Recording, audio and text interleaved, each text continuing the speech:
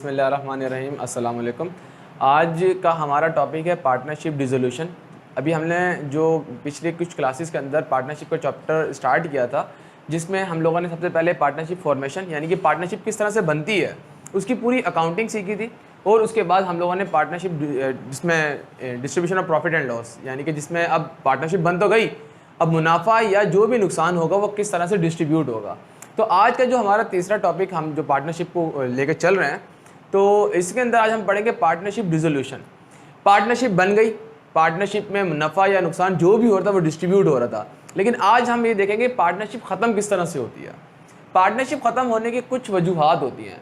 उसके अंदर सबसे अहम वजह होती है कि पार्टनर्स की आपस में ना बनना, यानी कि पार्टनर्स की जगह आपस में नहीं बन रही होती तो पार्टनरशिप ख़त्म हो जाती है आपस में अख्तलाफात की वजह से, या किसी की डेथ होने की सूरत में, या किसी के बैंकरप्ट होने की सूरत में अगर उसका दिवालिया हो जाता है, या अगर इनमें से कोई पार्टनर रिटायर हो जाता है। तो इसके अलावा और भी कंडीशंस हैं, अगर कानूनी तौर पे कोई मसला हो जाए या और भी वजूहात होती हैं जिसकी वजह से कंपनी या जो पार्टनरशिप होती है वो ख़त्म हो जाती है।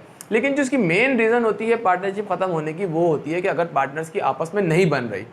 क्योंकि जब बिज़नेस स्टार्ट होता है, स्टार्ट होने में बहुत अच्छा होता है, सब मिलजुल के काम कर रहे होते हैं, लेकिन जब बिज़नेस ग्रो करता है, बिज़नेस बढ़ता है, तो उसके साथ साथ इनकी परेशानियां और मसाइल भी बढ़ते हैं। तो पार्टनरशिप डिसोल्यूशन यानी कि जो पार्टनरशिप ख़त्म होती है, इसकी बहुत बड़ी वजह एक पार्टनर्स के दरमियान इख्तलाफात का होना होता है। ये तो हो गई इसकी थ्योरी। आज हम इसको डिस्कस करेंगे, इसकी प्रैक्टिकल एग्जाम्पल की तरफ जाएंगे और इसको डिस्कस करेंगे कि अकाउंटिंग ट्रीटमेंट क्या होती है। सबसे पहले इसके अंदर एक चीज़ याद रखिएगा, मैं एक अकाउंट का इस्तेमाल करूँगा जिसका नाम है रियलाइजेशन। ये फर्स्ट टाइम आप पढ़ रहे हैं क्योंकि सेकेंड ईयर की अकाउंटिंग से पहले या बीकॉम की अकाउंटिंग से पहले ये नहीं पढ़ाया गया। और ये रियलाइजेशन अकाउंट है क्या, पहले हम इसको डिस्कस करेंगे, फिर हम देखेंगे कि इसकी अकाउंटिंग ट्रीटमेंट क्या होती है। तो रियलाइजेशन अकाउंट एक ऐसा अकाउंट है जिसमें जो भी प्रॉफिट या जो भी लॉस होता है इन टर्म ऑफ पार्टनरशिप के, जो भी एसेट सेल होते हैं, यानी कि एक दो लोग हैं, उनकी एक पार्टनरशिप है, उनकी एक कंपनी है, वो कंपनी चल रही थी। अब उनके जब कंपनी ख़त्म हो रही थी, तो जाहिर सी बात है जब कंपनी ख़त्म होती है तो जितने भी एसेट्स होते हैं, जितने भी असासे होते हैं, वो उठा के बेच दिए जाते हैं। अब जो असासे, जो एसेट्स हम लोगों ने बनाए थे, से फॉर एग्जांपल ये जो बिल्डिंग थी, जब हम लोगों ने पार्टनरशिप स्टार्ट की थी 10 लाख रुपए की थी, हो सकता है आज ये बिल्डिंग 15 लाख रुपए की हो, तो जो 5 लाख रुपए का गेन होगा वो रियलाइजेशन कहलाएगा। अब रियलाइजेशन डेबिट कब होता है और रियलाइजेशन क्रेडिट कब होता है? देखें, इसका नाम रियलाइजेशन अकाउंट ही कहलाएगा दोनों सूरतों में, नफ़े की सूरत में भी और नुकसान की सूरत में भी। नफ़ा तब होगा जब एक चीज़ आपने 10 लाख की ली थी, जब कंपनी ख़त्म हो रही है वो कितने की हो गई, 15 लाख की, तो 5 लाख का मुनाफा हो गया।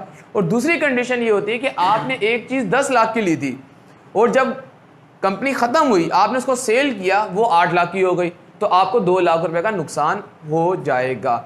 तो नॉर्मली ज़्यादातर चीज़ों के अंदर आपको नुकसान होता है क्योंकि आपके एसेट्स होते हैं, आपका फर्नीचर होता है, गाड़ियाँ होती हैं, मशीनरी होती है, वो ज़्यादा वैल्यूज़ पे नहीं बिकती।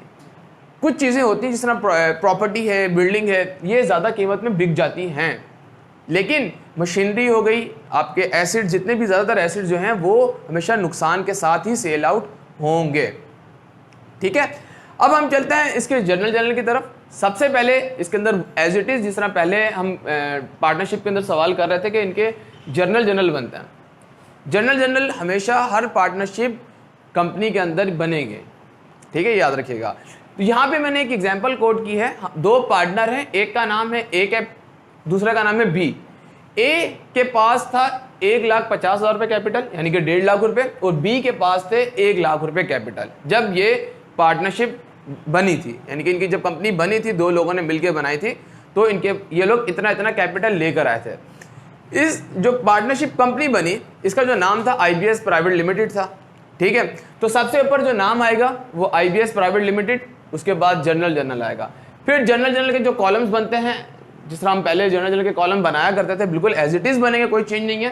पहले डेट या सीरियल नंबर, फिर पर्टिकुलर, पोस्ट रेफरेंस, डेबिट और क्रेडिट के कॉलम्स आ जाएंगे।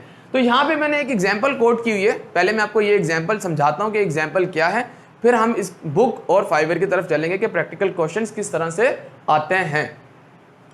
एक एग्जांपल मैंने आपके सामने लिखी हुई है, तो इसमें क्या हुआ, हमारे पास हमारी जो कंपनी थी, मैं मिसाल देता हूँ कि मैं हूँ और मेरे साथ एक और पार्टनर है, हम दोनों मिलके कंपनी चला रहे थे।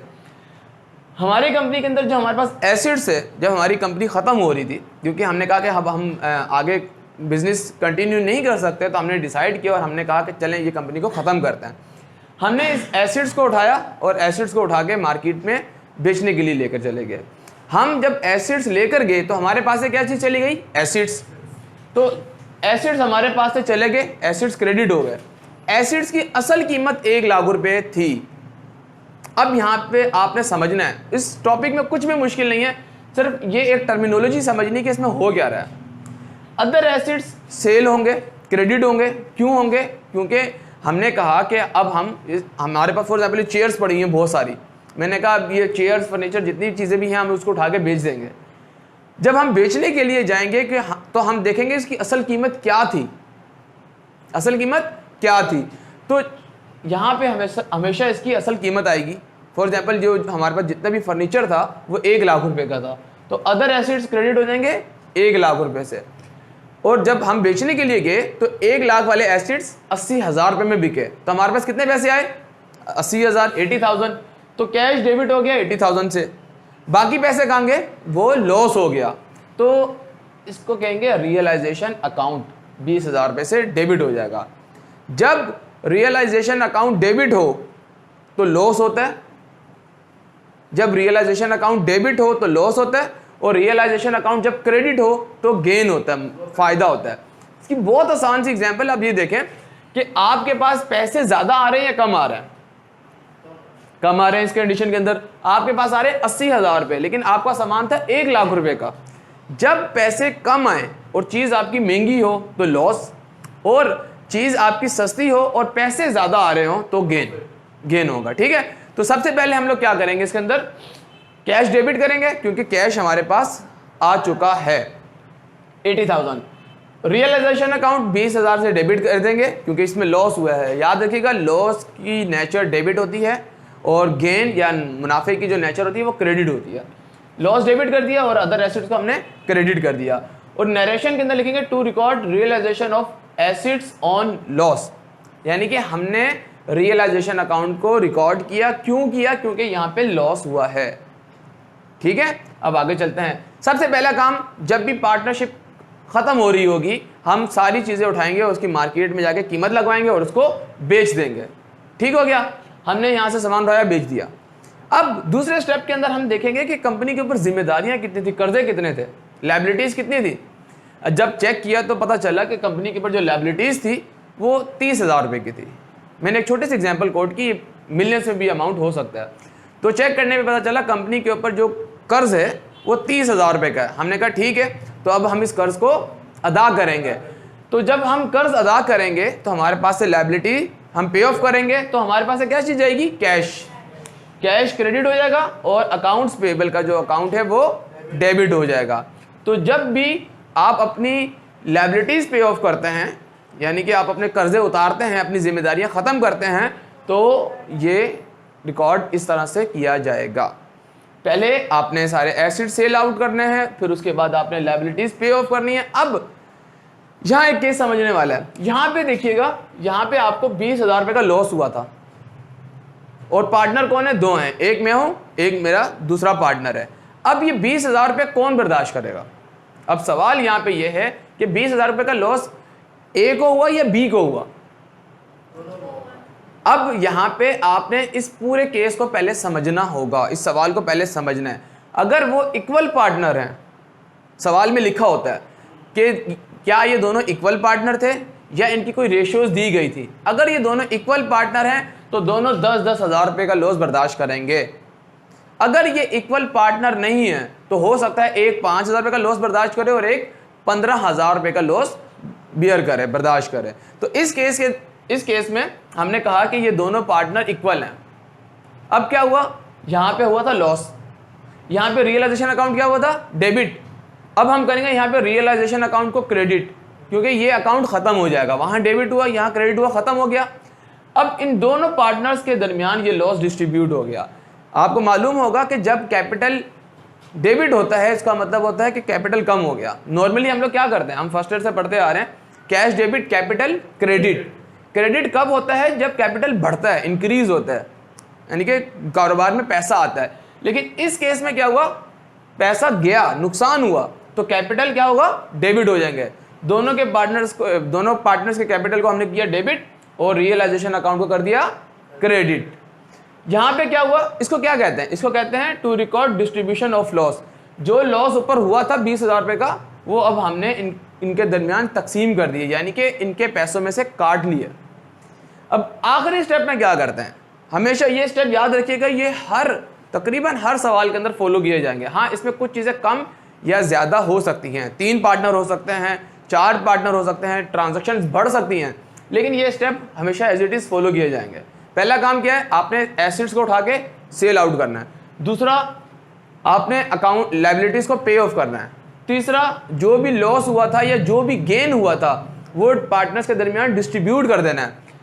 चौथा, अब जो कुछ भी रह गया इनको दे दें और इनको रुखसत कर दें, यानी कि इस कंपनी को ताला लगा दें, ख़त्म कर दें।